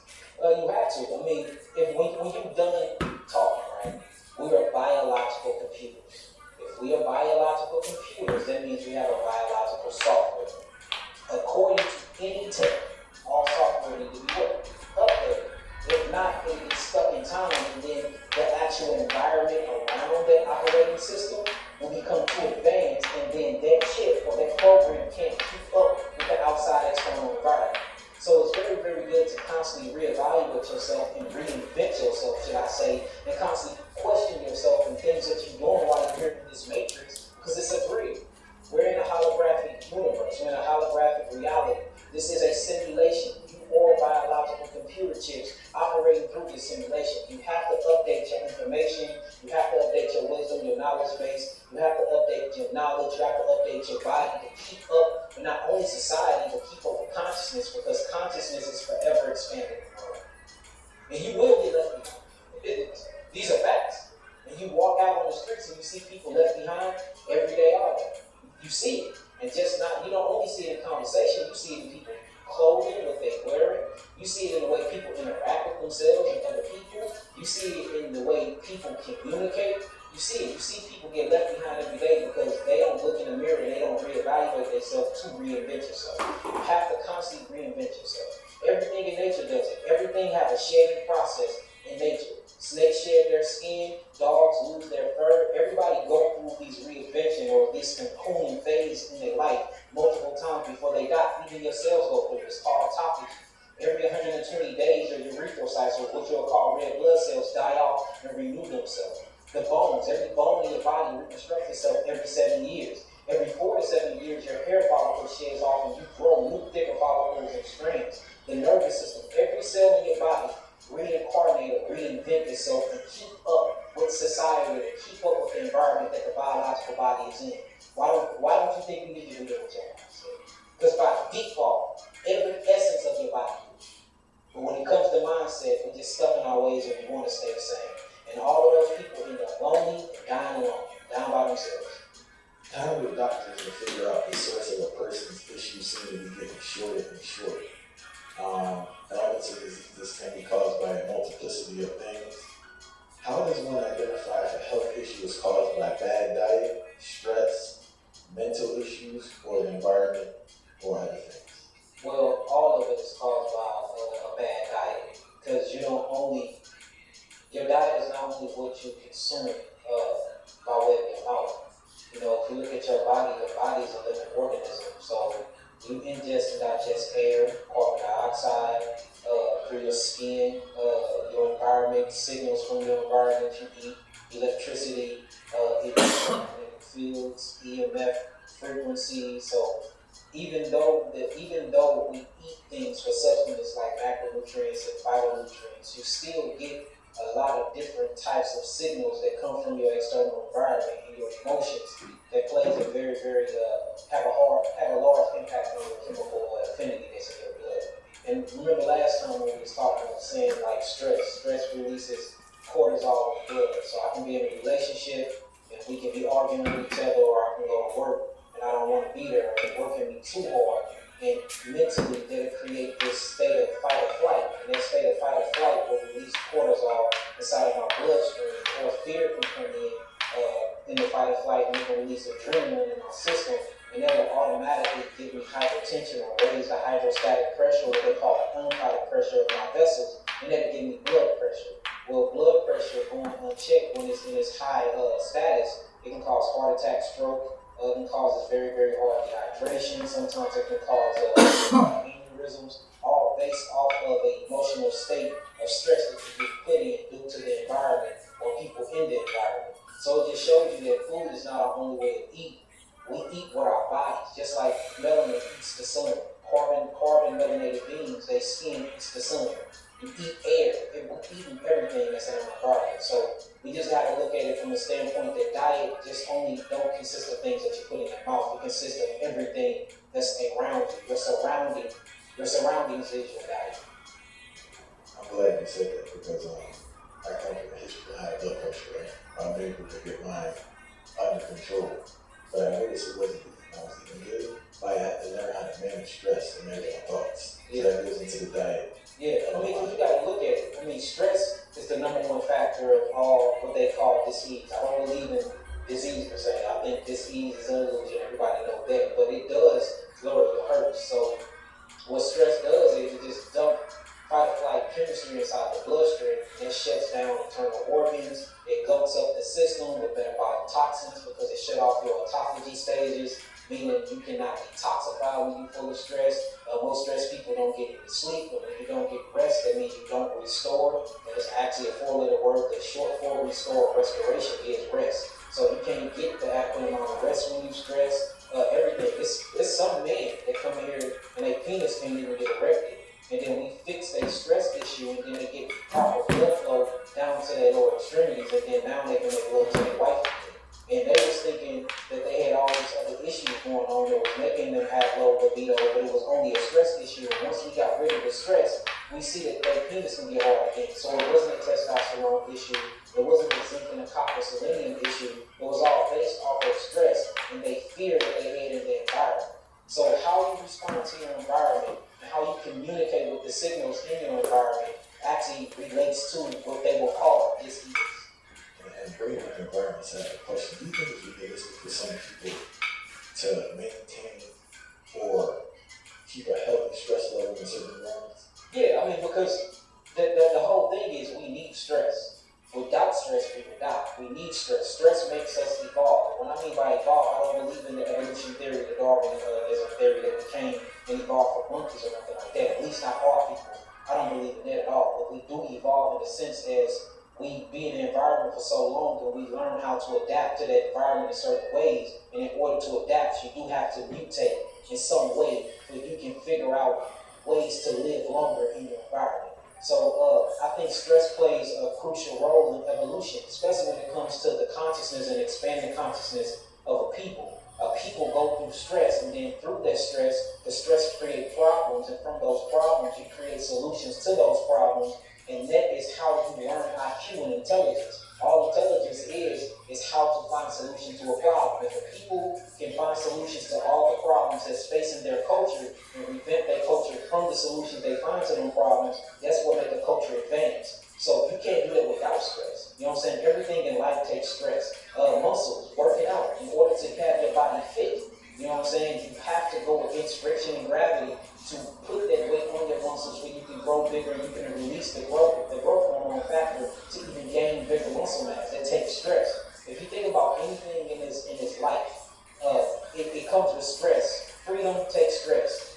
Beauty takes stress. I mean, you do got some women that's just super gorgeous, but they got to keep up with that. You know, oxidative stress come in, they get wrinkles on their face. You know, they have a few babies, they breast start to sag. They got to work out and keep those toned. So there's nothing in this world that all the goals that human want to achieve that doesn't take stress. So I think stress is very, very, very, very, I mean, it's a requirement. You know what I'm saying? We need it. But then too much stress and not learning emotional intelligence and not learning how to manage that stress is how you get what they call disease. So how do you manage your stress? Breath techniques, diaphragmatic breathing, yoga is very good. Detoxing, getting in the sauna is very good. Lymphatic vibration is very good for stress.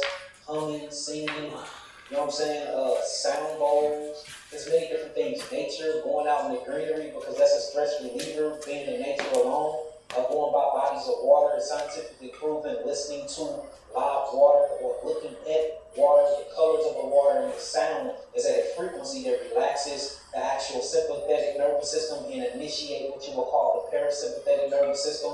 And the parasympathetic nervous system is our feminine system. That's that feminine energy, that nurturing energy. And that's what the vagus nerve is connected to. It's in the temporal nerve of the brain. That vagus nerve is part of the parasympathetic. And that's what relaxes your breathing. That's what slows down your heart rate. You know what I'm saying? Get your heart rate to 70 beats per minute. This is called a relaxation state. Everything else is sympathetic. That's fight or flight. That is reactive, not proactive. That's fear factor. That's responding to the environment instead of having the capability to see what's going to come in the environment in the future and preparing for it. So the parasympathetic is more proactive, and the sympathetic nervous system is more reactive. So them are ways that I do. Of course, working out always. I relieve stress. But notice working out is stressful. So I'm using stress to relieve stress, and a lot of people don't see that either. You can use stress to relieve stress. Some people get stressed out and they go put themselves in the most stressful situation ever, which is going to the gun range. I mean, you in there with people with flying bullets. How stressful is that? But that's a relieving factor to some people. So I think stress is really a perception or a point of view. It's a perspective. I'm glad you said that. And this last thing I want to say on this is that I've really been encouraging brothers to have healthy stress management techniques. You need it. Too many times. I'll give you an example, right? A dude that works at the airport is really strict though. Yeah. For stress release. Yeah, it's bringing out more stress because they're already broke. Yeah. When you have to spend it. Yeah. Those are the type of things. Yeah, it's bad stress. Bad gambling problems. Bad stress. Gym, good stress. Because you stressing your muscles, you building up lactic acid. You putting the cells in an anaerobic state. But that's going to create this environment that's going to release that human growth hormone. So your physique is going to start to change. From your physique changing, it builds up your motivation and it builds up your confidence. So using stress to kill stress actually bring you to a relaxation state, a state of peace, and a state of motivation to keep you going. Because you use stress to keep going too. A lot of people don't realize that motivation is stress. Every time I think about something that motivates me, it's a stressful thing that motivates me. I don't want my children to go hungry. That's stressful to me thinking about that. So I get a self-confidence and I'm motivated to keep going and keep working hard. I want to see my people healthy. I don't want to see my people dead and dying of disease. Thinking about that is stressful for me. But what I do, I get out here and I work every day and I make sure I see my patients and my clients to make sure that they're getting rid of that anabolic, or what we'll call anaerobic, basically bacteria out of their body and getting oxygen in and getting phytonutrients and macronutrients in, but they won't be susceptible to what we call disease. So even motivation is fueled by stress. So stress is a very, very key ingredient that we all need to survive. It's just that if you don't know how to channel it or manage it, it can kill you. Last time we agreed about you spoke about and the question I have is, I have read numerous creation stories, right? Whether it's the dreaming, Babylonian creation story, Egyptian creation story, the Arabian see American happy origin story, or the Babylonian creation story about the one that makes the most sense to me is the Anunnaki, right? Mm-hmm. The Anunnaki theory of the origin of humans being created to be slaves, the violent nature of humans, massive increase in technology, and the character Adam and the story that has similarities to the name and characteristics of Adam in the Bible. But the first thing I want to talk about, man, is the breakdown they have that human beings were created to be slaves. Yeah. People don't like hearing it, but when I observe human beings fight in daily life, it just seems like not even the average, but majority of people that need to be told what to do. Yeah. Not really into fending for themselves. Yes. I mean, when you look at it, biological entities that we call human beings have something called the worship gene. If anybody think I'm lying, just Google the worship gene in human beings. We have a worship gene. So there have been genes that have been unlocked in our systems and certain other genes in DNA that have been suppressed that get us the worshiping feeling. That's why, Christianity is a very big worshiping type of religion. Every religion, whether you get into the Muslim community, every religion have a very, very worshiping type of entity that's involved in that interaction. And notice that they, instead of looking in the mirror and seeing that you are comprised of everything that God has truly made of, you look in the sky and you bow down and live your life guided off these certain rules that was given to you by an entity that you can't even see. And instead you fail to look in the mirror and say, dang, I am a piece of that entity. I'm not saying worship yourself, but I'm going to think very highly of myself. When I pray, I don't hear another voice. I hear my voice in my subconscious mind in my head. So we were definitely created with a worship gene. When we get into the Anunnaki story, Anu, it's actually a Hebrew word. And what it means, Anunnaki means from the heaven to earth that came. It makes total sense. When we look at our genes, When you look at what we comprise of, when you look at different blood types, you know, A, O positive, A negative, something marked not only our blood, but something marked our genetics. And I think Elohim, when you get to Elohim, that's my last name, Yaki Elohim. Elohim just means Anunnaki. It's these group of beings. And God, and the Bible says, God said, let us, plural.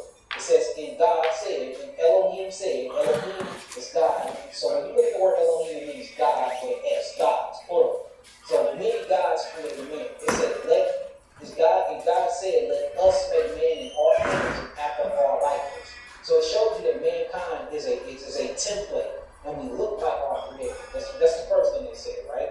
And then once you see this, then it says what they gonna do. I'm gonna give them the dominion over the fish of the sea, the birds of the air, we can walk in this net. And notice the instruction came. He created Adam and Eve. He put Adam and Eve, Elohim did. So Elohim, these gods, created man, this biological man. They put this man in a garden, right? So they put man in a garden, and then it says his whole purpose was to dress and keep the garden. So his whole purpose was for servitude in the first place. He was supposed to dress and keep this little simulation that the creator Elohim put him in. Then it said that he got smart and he disobeyed Elohim, right? And when he got smart and disobeyed Elohim, he left one service place where it didn't seem like he was working, but to dress and keep the garden is still servitude. You know, he had to guard the garden. What was the garden for? And he had to dress it. Meaning he had to build it up and make it fashionable for him and his family. But after Adam and Kawah, who they called Adam and Eve, went against Elohim's plan and instructions, he kicked them out of one simulation and then he put them in a more hostile environment. Now, in this hostile environment, guess what it says? It said that they had to work from the sweat of thy what? Brow. So now they went from this, tillering garden to this rigorous hard work. Then you start looking around in the book of Genesis, it's talked about how they worked in the place where there was gold, Havilah, where there was gold. It talks about that they gold mined. It talks about how they were working in the middle of 4 rivers, which where the garden was at. They kicked them out of the garden and put something called a Melachim or an archangel in to keep them from getting back into paradise. And while they was outside of paradise, they literally had to work from the sweat of their brow. And if you read in the book of Enoch, or you read in the book of Jasher, or you read in the book of Adam and Eve, it shows how rigorous their work was. So when you even think about the creation of man and what was the whole point intended from them, even in a Bible aspect, Adam was created to work.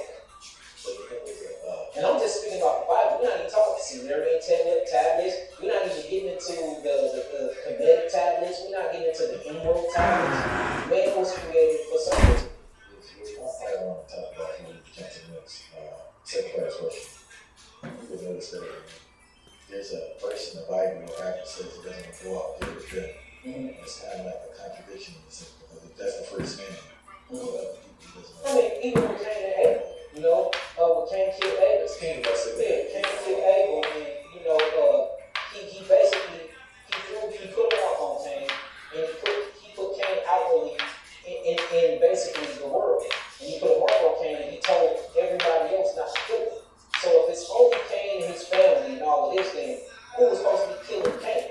So yeah. I mean, it's so many different. When you start reading the Bible, and I'm speaking from a person that basically you can call me a biblical scholar. I read and write fluent Hebrew. I taught a community. I had my own temple, and me and my big brother Malachi McAfee taught the Bible. I was teaching it personally. I taught for 13 years before I left the Hebrew community that I was in. Never said I left the ideology. Never said I left even some of the practices of the Bible. But you notice inconsistencies, names changes. Same people, different ages change. It's 2 creation stories from Genesis 1 and 2.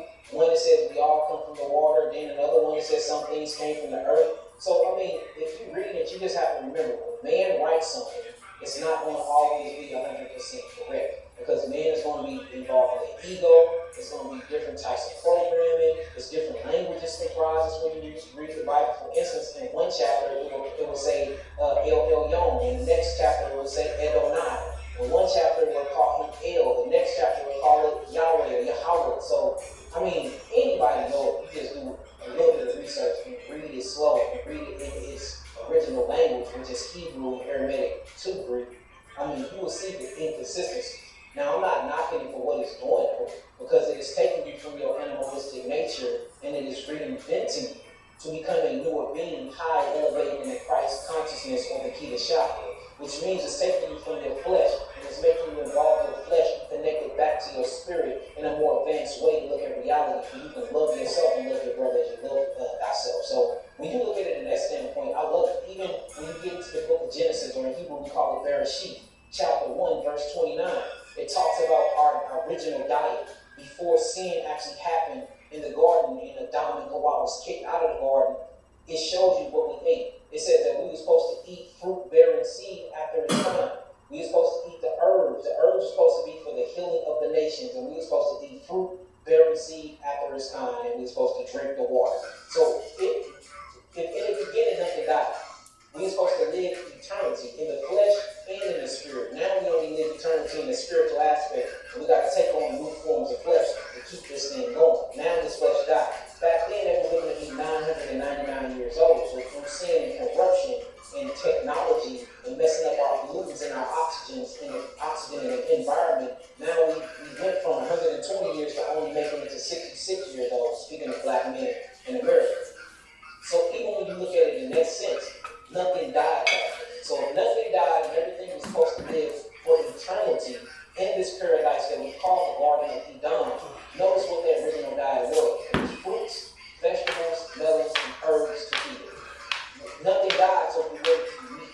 And in fact, when you get to the book of Revelation, chapter 21, when it talks about how Elohim descends his spaceship from the earth, they call it the cube or the Merkabah. And it talks about Christ coming back, the Christ consciousness coming back